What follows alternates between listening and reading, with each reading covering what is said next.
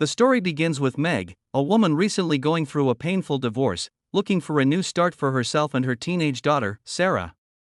They spend a long day house hunting, rejecting place after place, until a realtor shows them a massive, luxurious brownstone in Manhattan. The house, which belonged to a wealthy man who had recently passed away, was listed at a bargain price. Meg and Sarah immediately loved the home, especially its sprawling size and opulent facilities, and decided to buy it. The only strange feature was located on the third floor, a reinforced panic room, or safe room. Meg asked the realtor about it, who explained that the previous owner, a paranoid millionaire with millions hidden inside, built the bunker for emergency protection and security. They inspected the room, noting the bank of surveillance monitors connected to cameras throughout the house, the steel walls, and the door reinforced with rods, which the dealer incorrectly claimed delivered an electric current. Most crucially, the room featured a dedicated, uninterruptible phone line, though the service had not yet been activated by the phone company. Despite finding the room unsettling, the rest of the house was perfect, so Meg paid and bought the home, and soon she and Sarah moved in, settling into a seemingly normal life. Their peace was shattered on their very first night.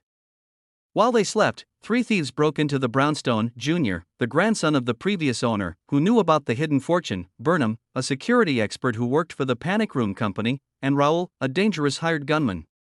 Burnham, seeing the mother and daughter inside, immediately protested the robbery, stating he had only agreed because Junior promised the house was empty, and he refused to hurt people. Junior, however, revealed that the hidden fortune was closer to $22 million than the $3 million initially discussed. Driven by greed and Junior's aggressive coercion, Burnham reluctantly agreed to stay. Junior assured him the killer, Raoul, would simply put them to sleep. Meg woke up in the middle of the night to use the restroom. As she started to drift back to sleep, she realized the monitor lights in the panic room were still on. She went to turn them off, but her eyes fell on the screens and she saw the terrifying sight of the intruders inside her home. Horrified, she quickly woke Sarah, and they ran for their lives. The thieves saw them ascending, and a chase began. Sarah quickly suggested they use the panic room. They managed to reach the third-floor bunker, seal the massive door, and lock themselves inside just moments before the thieves arrived. The thieves were furious because their objective, the millions hidden in a floor safe, was inside the very room Meg and Sarah now occupied. Inside the fortress, Meg realized her mistake. She had left her cell phone in her bedroom. She then tried the panic room's dedicated phone line, only to confirm that it was still inactive. Raoul grew suspicious, asking if she had called the police, but Burnham, knowing the security system intimately, assured him the phone was dead. Meg found the room's PA system button and tried to bluff, telling the thieves the police were on their way. Junior, however, wrote a message and showed it to the camera, calling her bluff. Meg offered to let them take anything they wanted, but Junior wrote back that what they wanted was in that room. Meg refused to leave, settling in for a siege. Junior, desperate, ordered Burnham to find another way in. Burnham explained that the room was impenetrable and could only be opened from the inside. Junior then tried the absurd idea of breaking the floor, thinking it was the room's roof. They failed, encountering only solid steel. The next, and far more dangerous, idea was to pump poisonous propane gas into the room's air vents to force them out. They quickly connected the gas cylinder. As the gas began to spread, Sarah, thinking clearly despite her fear, opened the supply bags stored in the room and retrieved fireproof jackets. They put them on, and Meg, using a lighter, ignited the gas flowing into the vent. The resulting blowback explosion severely burned Junior's face, causing him immense pain and rage, but again failed to breach the room. Desperate, Sarah found a torchlight in the supplies.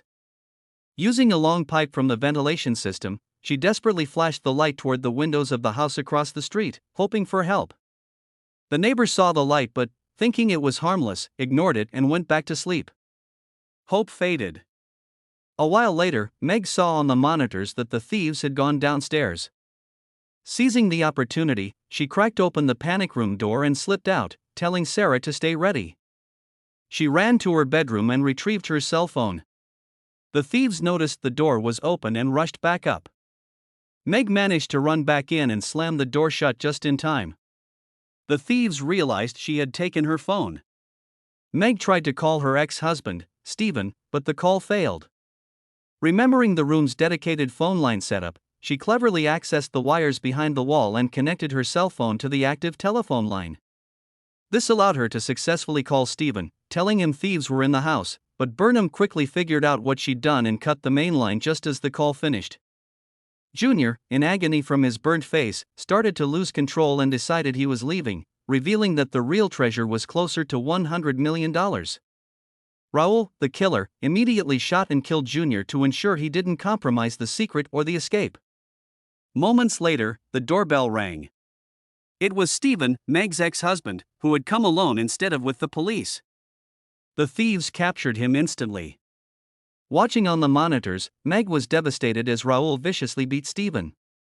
The situation became critical for Meg, too. Sarah, who was diabetic, began to have a severe seizure as her blood sugar crashed, and her insulin was still outside. Meg had to choose between protecting herself and saving her daughter. Seeing Burnham and Raul briefly distracted by a fight, she used a deceptive move. She came out, pretending to surrender, and threw the vial of insulin toward the door.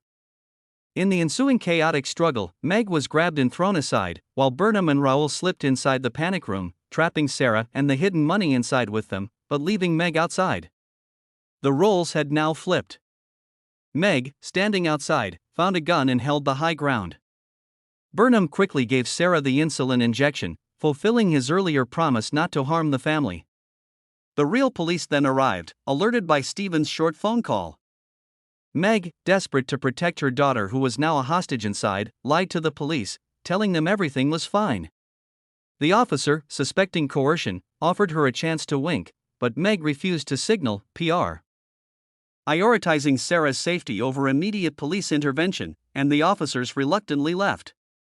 Inside, Burnham broke open the safe and confirmed the $22 million in bearer bonds. As they prepared to escape, Raul decided he had to kill Sarah. Meg's injured ex-husband, Stephen, tried to intervene, and Meg attacked Raul with a sledgehammer from outside the room.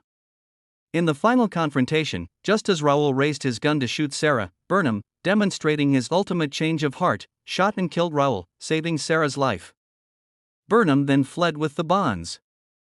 He attempted to climb the garden wall to escape, but the police, who had remained nearby, surrounded him. In a last desperate act, he released the $22 million in bonds, which scattered and flew away in the wind, symbolizing his sacrifice of wealth for his humanity. He was immediately arrested. The nightmare finally ended. A few days later, Meg and Sarah are seen looking at newspaper ads for a new home, one that definitely would not have a panic room.